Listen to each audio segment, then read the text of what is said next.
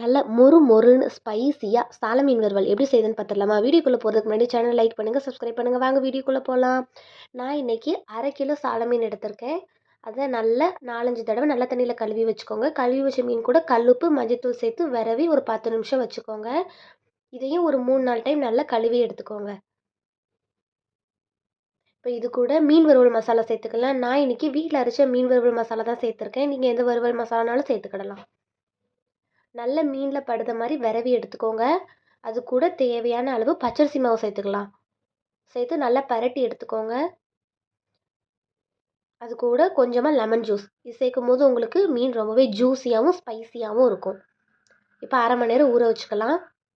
மீன்லாம் நல்லா ஊறின அப்புறமா அடுப்பில் ஒரு பேன் வச்சுக்கோங்க. பேன் ஹீட் ஆன அப்புறமா பொரிக்கிறதுக்கு எண்ணெய் சேர்த்துக்கலாம். ரொம்ப எண்ணெய் சேர்க்க வேண்டாம், ஓரளவு எண்ணெய் சேர்த்துக்கோங்க. இப்போ நம்ம விரவி வச்சுருக்க மீன் எல்லாத்தையும் சேர்த்துக்கலாம். ஒன்று ஒன்றா எடுத்து வைங்க.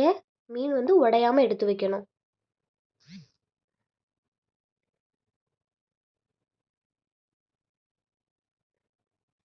இப்போ மசாலாலாம் வெந்த அப்புறமா ஒவ்வொரு மீனாக பெரட்டி போட்டுக்கலாம். இப்போ வாசத்துக்காக கொஞ்சம் கருவேப்பிலை இலைகளை தூவி விட்டுக்கோங்க.